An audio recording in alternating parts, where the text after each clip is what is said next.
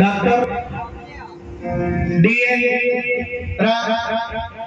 जे कि हमरा डॉक्टर एस नंदा डॉक्टर साहब के पिताजी गानी कमाई का धरती के छोड़ के चल गए। बड़ा लोग श्रद्धा से जलसा करोले बने जी ना सही कितना अच्छा लगा विचार करी और वो दरवाजा पर हाथाना लोग के जुटान भइल बा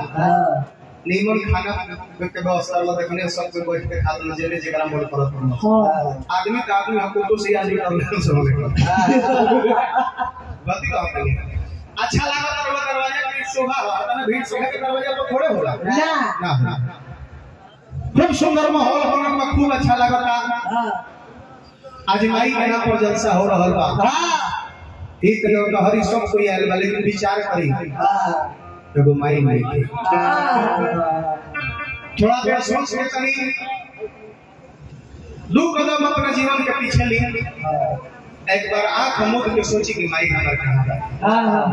बचपन याद करी दुनिया में सब कुछ मिली लेकिन माई के प्यार को नहीं मिले। सही बात बे बिल्कुल हम गायब हैं लेकिन वो दिल के दर्द गावल चाहता है विचार करिए ऐसे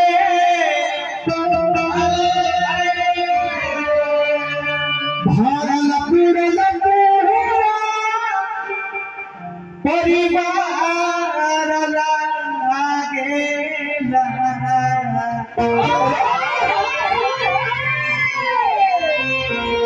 बाकी एगो अरे माई भी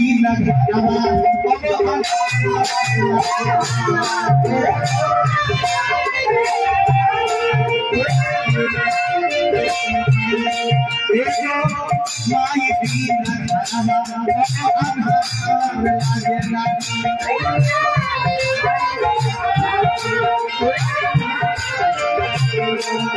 ऐसे भरल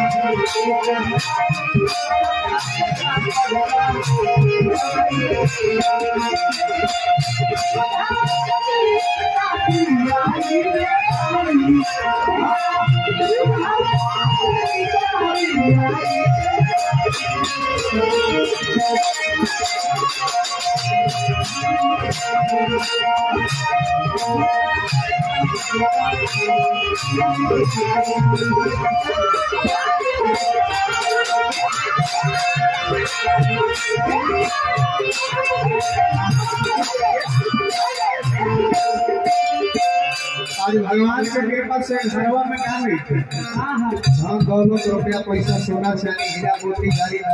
सब कुछ भरल बा प्रभु जी की कृपा से सब भरल बा। तो माई के नाम पर सिंगर अरविंद प्रेमी जी एगो माला डाल के सम्मान कर दी हो माला कहाँ बा दादी माता के आत्मा के शांति खातिर पुरस्कार देनी घर के जे भी समस्तानी महिला से ले बेटी पतो नाते नतनी कोटी माता श्रद्धा से अगर अपन अपने माई के नाम पर समवंश परा के दान को जरूर करी। हां ये माई हो जा से देखल तरी के हमरा नाम पर के कितना रुपया देता। हां सही बात बा रवा खातिर है प्रार्थना करती हो माई की कृपा है बेटा के ऊपर बना रहना कि घर में देखी कोना भरल हीरा मोती सोना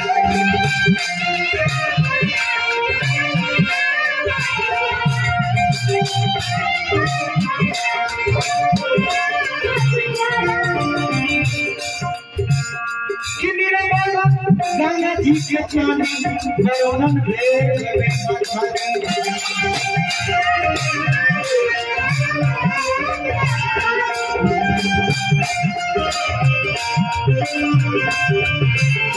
काकी तू हो बाबी बिना ढला आगे ना माई भी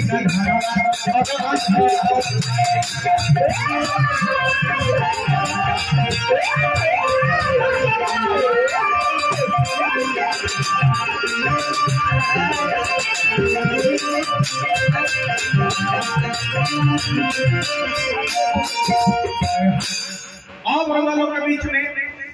10 मिनट के बाद एगो प्रसंग सुनाए चाची के नाम। हाँ हाँ एक